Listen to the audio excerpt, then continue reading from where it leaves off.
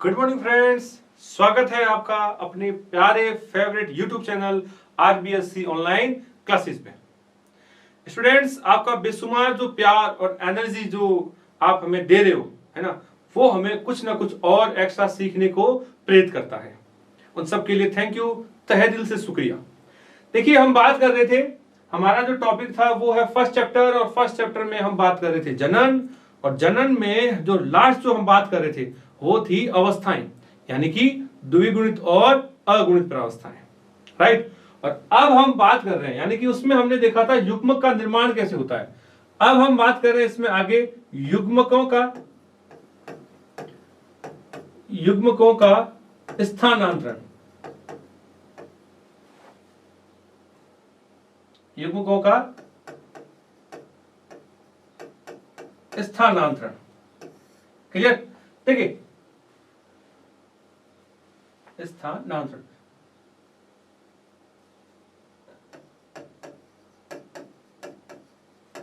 यानी कि transfer of gametes.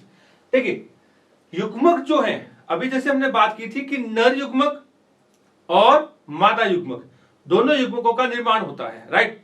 दोनों युग्मक आपस में मिलते कैसे हैं, तो उसकी चर्चा हम इस बिंदु में करेंगे। अब देखिए, अलग अलग कंडीशन होती है युग्मकों की। पहली कंडीशन की बात करें, कुछ युग्मक ऐसे होते हैं, है ना, कुछ युग्मक ऐसे होते हैं जिनमें नर जो युग्मक है, नर युग्मक वो क्या होते हैं, वो होते हैं आपके अगतिशील, है ना, क्या होते हैं, अगतिशील। और लेकिन कुछ ऐसे होते हैं जिसमें नर युग्मक क्या होते हैं, गतिशील, तथा मादा जो युग्मक है, मादा युग्मक जो है वो होती है अगतिशील, अगतिशील। क्लियर? तो इसमें क्या किया जाता है कि नर युग्मक गति करके, नर जो युग्मक है किसी भी हेल्प से, चाहे फ्लैजिला की हेल्प से, है ना, या पूंछ की हेल्प से मादा युग्मकों तक पहुंच जाता है। क्लियर? दूसरी कंडीशन क्या है कि जो नर युग्मक है, नर युग्मक क्या है, नर युग्मक होते हैं आपके कंटिन्यू, दोनों जो है वो गतिशील होते हैं, यानी कि नर तथा मादा, नर तथा मादा दोनों जो युग्मक है, नर तथा मादा दोनों युग्मक क्या होते हैं, गतिशील होते हैं। क्लियर? देखिए, पहली कंडीशन क्या थी कि नर तो क्या है, गतिशील, लेकिन मादा क्या है, अगतिशील, यानी कि एक जगह स्थान फिक्स बंद रहती है ना। लेकिन इसमें नर और मादा दोनों गतिशील होते हैं, दोनों ही रैंडमली, ऐसे मान लो कुछ सवाल वगैरह है ना, इस तरीके से ये दोनों ही क्या है कि एक साथ रिलीज कर दिए जाते हैं और आपस में मिलकर के नई संतति का निर्माण कर लेते हैं। क्लियर? इसी क्रम में और बात करने से, ये सेम जो उदाहरण है, ये उदाहरण हम मनुष्य में भी ले सकते हैं कि मनुष्य में जो शुक्राणु है वो क्या होता है, गतिशील, और जबकि मादा युग्मक यानी कि अंडाणु क्या होता है, वो होता है आपके अगतिशील। क्लियर? और फिर हमने देखा सेकंड, नर तथा मादा दोनों युग्मक क्या हो, गतिशील हो। तो यही युग्मकों का जो स्थानांतरण है वो हम देख रहे हैं पादपों में। तो देखिए, पादपों में इसके लिए एक विशेष विधि पाई जाती है, पादपों में इसके लिए एक विशेष युक्ति पाई जाती है, और उस युक्ति को कहते हैं आपके परागण।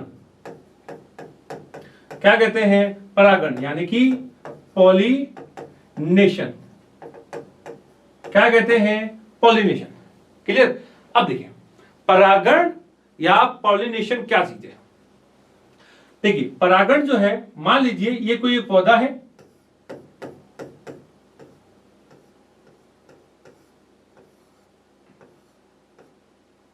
मान लीजिए ये अपना एक कोई पौधा है, ठीक है,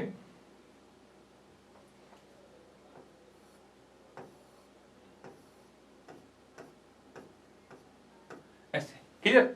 और इस पौधे पर मान लीजिए ये फ्लावर लगा हुआ है। क्लियर? इसी तरीके से एक पौधा और है,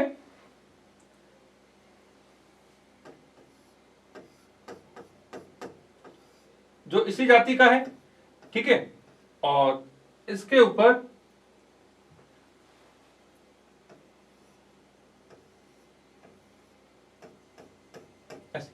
और इसके ऊपर मान लीजिए ये इस प्रकार का फ्लावर लगा हुआ है। क्लियर। अब देखिए ये दोनों ही एक ही जाति के अलग अलग पौधे हैं, क्लियर। तो अगर एक जाति का जो ये अलग अलग पौधे, मान लो ये ए है और ये बी है ना, इन पौधों का जो परागकण है, देखिए परागकण कैसे बनते हैं ये हम अगले टॉपिक्स में आगे बात करेंगे। तो इसमें जो नर भाग है, देखिए नर जो संरचना है, नर जो संरचना है, नर भाग है ना, तो उस नर भाग को कहते हैं आपके पुंकेसर। क्या कहते हैं? पुंकेसर। तो इस नर भाग यानी कि पुंकेसर का मादा के ऊपर गिरना इस तरीके से, यूं समझ रहे बात को, कि नर भाग का मादा के ऊपर इस तरीके से स्थानांतरित होना, गिरना, उस प्रक्रिया को क्या कहा जाता है? उस प्रक्रिया को कहा जाता है पॉलिनेशन या फिर परागण। क्लियर।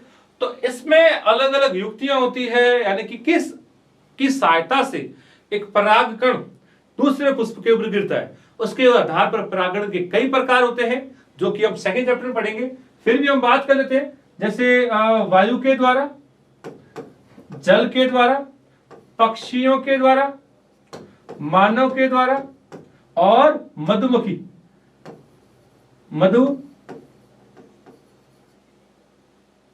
मधुमक्खियों के द्वारा और कई ऐसे साधन हैं, उनके द्वारा क्या है कि परागकण यानी कि पौधे का जो नर भाग है उसको दूसरे पौधे के ऊपर पहुंचाया जाता है ना। तो उसके आधार पर इसके कई सारे परागण के प्रकार होते हैं, वो हम आगे सेकंड चैप्टर में इसको अच्छे से पढ़ेंगे। क्लियर। तो देखिए परागण की जो प्रक्रिया है उसको आप समझ गए होंगे कि नर भाग यानी कि ये जो संरचनाएं हैं, है ना, इनको क्या कहते हैं? ये जो भाग है इसको कहते हैं परागकण। इसको क्या कहते हैं? इनको कहते हैं परागकण।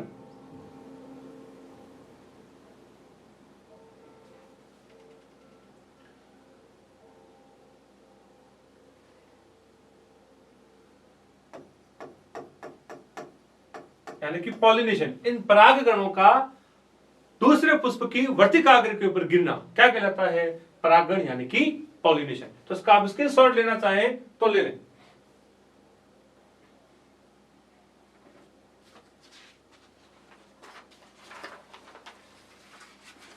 देखिए तो एक बार मैं फिर से रिपीट कर देता हूं कि जो परागण है, परागण के पश्चात ही जो पुष्प का जो मादा भाग है, देखिए इस तरीके से ऐसे पुष्प का जो ये मादा भाग है, इस मादा भाग को कहा जाता है वर्तिकाग्र, है ना। इस वर्तिकाग्र के ऊपर जब परागकण इनके ऊपर गिरते हैं, है ना, तो उसके बाद में इनके अंदर अंकुरण की प्रक्रिया होती है, वो हम सेकंड चैप्टर में बात करेंगे। जब अंकुरण हो जाता है ना, अंकुरण जब हो जाता है तो इस प्रकार से पराग नलिका का निर्माण होता है, अर्थात जो नर युग्मकोद्भिद है उस नर युग्मकोद्भिद का निर्माण होता है। कारण कि उसको देखिए, उसको यहां तक पहुंचना होता है मादा भाग के ऊपर, ऐसे, है ना।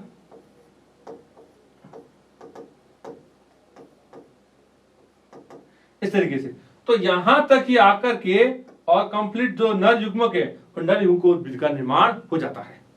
क्लियर। तो देखिए यहां तक स्टूडेंट्स हमने जो फर्स्ट जो टॉपिक है किसका, निषेचन का, जो फर्स्ट टॉपिक था ना ये कि निषेचन के पूर्व की प्रावस्था, तो निषेचन के पूर्व के अंदर अलग अलग युग्मक बनते हैं, नर युग्मक और मादा युग्मक। क्लियर। तो पौधों के विषय में हमने देखा कि नर युग्मक को मादा युग्मक तक पहुंचाया जाता है या पहुंचते हैं, उस प्रक्रिया को कहते हैं परागण यानी कि पॉलिनेशन, राइट। तो पॉलिनेशन के दौरान ही या उसके बाद में, है ना, नर युग्मकोद्भिद का निर्माण होता है और देन फाइनल जो सेकंड जो हमारा पॉइंट था, सेकंड जो पॉइंट है कौन सा, निषेचन। तो निषेचन इस दौरान कंप्लीट हो जाता है यानी कि फर्टिलाइजेशन।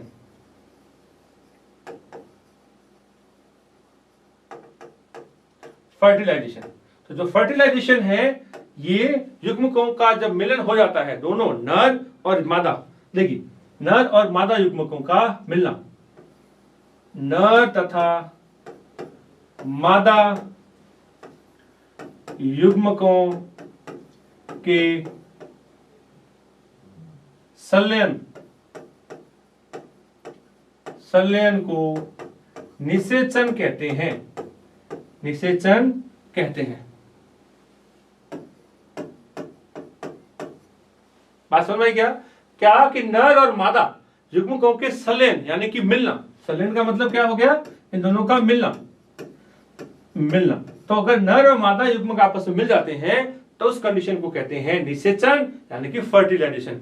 और इसी को और कहा जाता है आपके सिनगेमी। क्या कहते हैं, सिनगेमी कहा जाता है। क्या कहते हैं, इसी को सिनगेमी कहा जाता है। क्लियर। तो देखिए निषेचन की जो प्रक्रिया है ना, तो अब हम जो टॉपिक जो है निषेचन की परिभाषा हमने देख ली। अब हम और आगे बात करें निषेचन के प्रकार। अब हम क्या बात कर रहे हैं, निषेचन के प्रकार। निषेचन के प्रकार देखिए, जो निषेचन है ये निषेचन आपके दो प्रकार का होता है। किसके आधार पर, जो अभी हमने देखा था, नर और मादा युग्मकों के मिलना यानी कि संलयन कहां हो रहे हैं, जुड़ कहां रहे हैं, है ना, फ्यूज कहां हो रहे हैं, उसके आधार पर जो निषेचन है उसको दो भागों में बांटा गया है। पहला क्या है, पहला जो प्रकार है उसको कहते हैं आपके बाह्य निषेचन। बाह्य निषेचन। दूसरा जो है उसको कहते हैं आपके आंतरिक निषेचन। क्लियर। बाह्य निषेचन और आंतरिक निषेचन। अब देखें, अब आप नाम को, इन शब्दों को देख करके समझ गए होंगे। देखिए इंग्लिश में कहते हैं इसको एक्सटर्नल फर्टिलाइजेशन,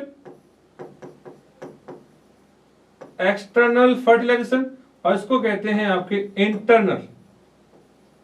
इंटरनल फर्टिलाइजेशन। तो देखिए एक्सटर्नल यानी कि बाह्य निषेचन किसे कहते हैं, यदि नर और मादा दोनों युग्मकों का मिलन मादा शरीर के बाहर हो, अर्थात सिनगेमी, है ना। तो मैं शॉर्टकट में लिख दूं सिनगेमी। तो सिनगेमी यानी कि युग्मकों का संलयन, युग्मकों का जो संलयन है, संलयन मादा शरीर या बॉडी, मादा शरीर के बाहर, मादा शरीर के बाहर हो तो उसे क्या कहेंगे, उसे कहेंगे बाह्य या एक्सटर्नल फर्टिलाइजेशन। अब इसमें देखिए मुख्य रूप से उदाहरण की बात कर ले पहले। तो उदाहरण तो आपके जो भी जलीय जीव है ना, जलीय जीव मुख्य रूप से मछलियां वगैरह है ना, मछली जो छोटे जीव है वो सारे, इनमें होता क्या है देखिए तो जो बाह्य निषेचन है इसमें नर तथा मादा, नर तथा जो मादा है, नर तथा मादा युग्मकों की जो संख्या है ना, संख्या ज्यादा होती है। अभी क्या होती है, इसके अंदर नर और मादा युग्मकों की संख्या ज्यादा होती है। और बहुत इंपॉर्टेंट चीज, इस प्रकार के निषेचन के लिए जल या जलीय माध्यम आवश्यक होता है, यानी कि जल की सहायता से निषेचन कंप्लीट होता है। क्लियर। चलो अब हम बात करते हैं आंतरिक। तो देखिए परिभाषा से समझ में आ गई होगी आपको, सब देकर गई। यदि नर और मादा दोनों युग्मकों का मिलन शरीर के अंदर हो, है ना, यदि युग्मकों का संलयन मादा शरीर के भीतर हो तो उसे क्या कहेंगे, आंतरिक निषेचन। और इस निषेचन में विशेषता क्या होती है कि जो नर है ना, नर के जो युग्मक है वो ज्यादा मात्रा में बनते हैं, अत्यधिक मात्रा में बनते हैं, और मादा जो है वो अमूमन कम मात्रा में अंडाणुओं का निर्माण करती है। तो मुख्य रूप से क्या इंपॉर्टेंट है कि जो सिनगेमी कंडीशन है, युग्मकों का जो मिलन है वो शरीर के अंदर होता है। और उदाहरण की बात करें तो इसमें मनुष्य यानी कि मानव और जो विकसित पौधे हैं, विकसित पादप, उनके अंदर आंतरिक प्रकार का निषेचन पाया जाता है। तो फ्रेंड्स, हम बात कर रहे हैं, एक बार फिर से रिपीट कर रहा हूं, निषेचन यानी कि फर्टिलाइजेशन। इसमें कहते किसे हैं कि निषेचन का मतलब होता है कि नर और मादा युग्मकों का मिलन जो है, संलयन जो है, वो शरीर के अंदर हो। कहा मिलन, उस मिलन को क्या कहते हैं? निषेचन। और यदि ये मिलन यानी कि फ्यूजन शरीर के अगर बाहर हो तो उसे क्या कहते हैं? External fertilization. ठीक है, रिपीट कर रहा हूं, निषेचन के प्रकार जो हैं युग्मकों के मिलन के आधार पर कि दोनों युग्मक मिल कहां रहे हैं।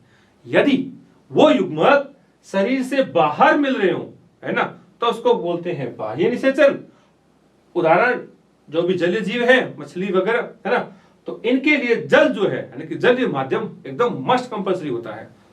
इसी तरीके से आंतरिक निषेचन यानी कि इंटरनल फर्टिलाइजेशन, इनके अंदर युग्मकों का जो संलयन है, मिलियन, वो कहां होता है? शरीर के भीतर, शरीर के भीतर।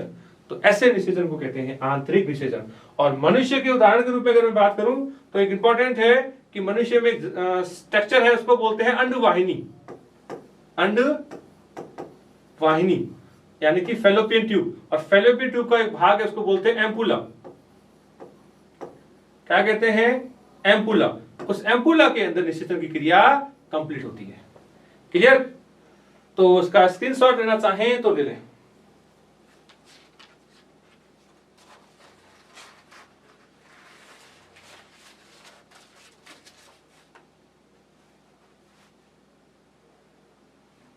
चलो, अब देखिए फ्रेंड्स, अब हम आगे बात कर रहे हैं हमारा तीसरा और लैंगिक जनन का आखिरी बिंदु। कौन सा? निषेचन के बाद की घटनाएं या निषेचन के बाद की प्रावस्था। निषेचन के बाद की घटना या प्रावस्थाएं। अब देखिए, निषेचन से पहले क्या हुआ? निषेचन से पहले एक तो नर युग्मक बना, क्लियर, एक मादा युग्मक बनी, एक मादा युग्मक बना, क्लियर, यानी कि male and female both gamete का फॉर्मेशन हुआ, राइट। अब इनका फ्यूजन हुआ, तो फ्यूजन होने की घटना को क्या कहते हैं? उस घटना को कहते हैं निषेचन यानी कि फर्टिलाइजेशन। और अभी हमने देखा है कि फर्टिलाइजेशन के बाद या फर्टिलाइजेशन के दौरान की अगर बात करूं तो फर्टिलाइजेशन में दोनों युग्मक आपस में मिल जाते हैं। ठीक है, मान लो जैसे ये हैप्लॉइड है मेल और ये हैप्लॉइड है फीमेल, जब दोनों गैमेट बन जाते हैं, अर्थात निषेचन के बाद में तो विकसित पौधे और जो मनुष्य हैं उनमें पुनः कौन सी अवस्था आ जाती है? द्विगुणित अवस्था आ जाती है, अर्थात युग्मनज बन जाते हैं। क्या बन जाते हैं? युग्मनज, यानी कि जाइगोट। क्या बन जाते हैं? जाइगोट बन जाते हैं। और अब इस जो टॉपिक है उसमें हम बात करेंगे कि जाइगोट जो है ना, इस जाइगोट से आगे क्या बनता है? इस जाइगोट से आगे बनता है भ्रूण, अर्थात जो भ्रूणोद्भवन है उसको कहते हैं एम्ब्रियोजेनेसिस। क्या कहते हैं? एम्ब्रियोजेनेसिस। एम्ब्रियोजेनेसिस इसको कहते हैं भ्रूणोद्भवन। भ्रूणोद्भवन जो है वो इसमें होता है, अर्थात भ्रूण का कंप्लीट जो निर्माण है वो इस अवस्था में हो जाता है। क्लियर? तो देखें, यहां तक हमने एकदम अच्छे से हमने तीनों ही जो घटनाएं हैं लैंगिक जनन से संबंधित, तो तीनों ही घटनाएं हैं, है ना, उनको हमने देखा है। एक बार मैं पुनः रिपीट कर देता हूं। फर्स्ट हमने बात की निषेचन के पूर्व की, निषेचन के पूर्व की घटना। फिर हमने बात की निषेचन, और फिर हमने बात की निषेचन के बाद की घटना। निषेचन के बाद की घटनाएं। क्लियर? अब देखिए एक बार समरी बता देता हूं। निषेचन की पूर्व की घटना में हमने देखा कि किस प्रकार युग्मक बनते हैं, यानी कि युग्मक जनन देखा था हमने। इसमें युग्मक बनने की प्रक्रिया को युग्मक जनन कहते हैं। फिर इसमें देखा कि युग्मकों का मिलन, यानी कि युग्मकों का संलयन, वो हमने इसमें देखा। और आखिरी में बात करें तो जो लास्ट है उसमें हमने देखा कि भ्रूणोद्भवन, यानी कि भ्रूण का विकास। इस अवस्था में भ्रूण का विकास होता है। अब देखिए भ्रूण का विकास कैसे होता है, नर में भी मनुष्य में और पादपों में, तो वो हमारा जो टॉपिक आएगा उसमें हम डिटेल से पढ़ेंगे। यहां इतनी बस केवल एक जनरल सी जानकारी है कि जो जनन की जो प्रक्रिया होती है, यानी कि लैंगिक जनन, उसमें ये 3 प्रावस्थाओं के बाद में कंप्लीट जो जीव है वो अपना जो जनन चक्र वो पूरा करता है। और फाइनली उसकी एज या उम्र के आधार पर वो पूरा जीवन स्पेन करके और मृत्यु को प्राप्त हो जाता है। देखिए स्टूडेंट्स, अपने पीछे का एक बार रिवाइज करके बात कर रहे हैं कि लैंगिक जनन में 3 मूलभूत अवस्थाएं होती है। निषेचन की पूर्व की प्रावस्था, निषेचन और निषेचन के बाद की प्रावस्था, है ना। तो पहली जो अवस्था है, पहली अवस्था के अंदर अपने क्या बनते हैं, नर युग्मक बनते हैं, है ना, और मादा युग्मक, यानी कि युग्मकों का निर्माण होता है। फिर हमने बात की कि निषेचन जो है नर और मादा युग्मकों का मिलन होता है, यानी कि संलयन, सिनगेमी, राइट। देन फिर हमने बात की जो थर्ड है, निषेचन की बाद की जो प्रावस्थाएं हैं, है ना, घटनाएं हैं, उनके अंदर भ्रूण का निर्माण होता है। तो अब इसी को मैं आगे लेकर के बात कर रहा हूं कि जो भ्रूण है उस भ्रूण का जो विकास है ना। देखिए भ्रूण के विकास के आधार पर, भ्रूण के विकास के आधार पर सजीवों के प्रकार, है ना। तो भ्रूण के विकास के आधार पर जो सजीव है, ये सजीव आपके 2 प्रकार से होते हैं। कैसे, देखिए फर्स्ट में अगर बात करूं, ऐसे सजीव जो अंड प्रजक हो, इसको क्या कहते हैं, अंड जनन। क्या कहते हैं, इनको कहा जाता है आपके अंड जनक, यानी कि या अंड प्रजनक भी कह सकते हो। अंड जनन का मतलब है ऐसे जीव जो अंडे बनाए, यानी कि उनका जो विकास है, भ्रूण के विकास के दौरान अंडा बनता है और अंडे से नए जीव का निर्माण होता है, जैसे पक्षी वगैरह, ना। तो इनको कहते हैं अंड प्रजनक। क्या कहते हैं, इनको कहा जाता है आपके अंड प्रजनक। तो ऐसे जीव जिसके जीवन या विकास के दौरान, है ना, तो भ्रूण के विकास के दौरान अंडा या अंडे का निर्माण हो और इसी अंडे से नए जीव का निर्माण हो, है ना, निर्माण हो। तो ऐसे जो जीव है वो अंडप्रजनक कहलाते हैं। अर्थात भ्रूण का जो विकास होता है, विकास के दौरान पहले अंडा बनता है और अंडे से नया जीव बनता है। तो उदाहरण की अगर बात करें, जो भी पक्षी वर्ग है ना, जो भी पक्षी वर्ग है, उदाहरण क्या है, पक्षी वर्ग, है ना। पक्षी जो वर्ग है, मेंढक वगैरह, जो क्या करते हैं, अपने जीवन में अंडा देते हैं। तो ऐसे सजीव जो अंडे देने वाले हो, है ना, अंडे देते हो, उनको अंड प्रजनक कहते हैं। दूसरे जो प्रकार है, यानी कि भ्रूण के आधार पर जो सजीव है, उसको बोलते हैं आपके सजीव प्रजनक। क्या कहते हैं, सजीव प्रजनक, है ना। तो क्या कहते हैं भी, सजीव प्रजनक, या इसको बोलते हैं विविपेरस। क्या कहते हैं, इनको कहा जाता है विविपेरस। अर्थात ऐसे जीव जो सीधे, है ना, ऐसे जीव क्या हो कि सीधे क्या पैदा करते हो, सीधे बच्चे पैदा करते हो। अर्थात इनके भ्रूण के विकास के दौरान अंडे की जो संरचना है वो इसमें नहीं होती और डायरेक्ट बच्चे पैदा किए जाते हैं, जैसे गाय, है ना, कुत्ता, बिल्ली और मनुष्य। तो इसमें आप कोई भी उदाहरण दे सकते हो, गाय, कुत्ता, बिल्ली और मनुष्य। क्लियर? तो स्टूडेंट्स, इस टॉपिक का हमारा जो लास्ट पॉइंट था, क्या? भ्रूण का विकास। तो भ्रूण के विकास के आधार पर तो जीव है उसको दो भागों में बांटा गया है, एक अंडभरजक जो अंडे बनाते हो, अंडे पैदा करते हो, और दूसरा है आपके सजीव प्रजनक। क्लियर? चलो, तो यहां हमने फर्स्ट चैप्टर की कंप्लीट जो है वो चर्चा की है। नेक्स्ट वीडियो में हम सेकंड चैप्टर को आगे बात करेंगे। Okay, thank you.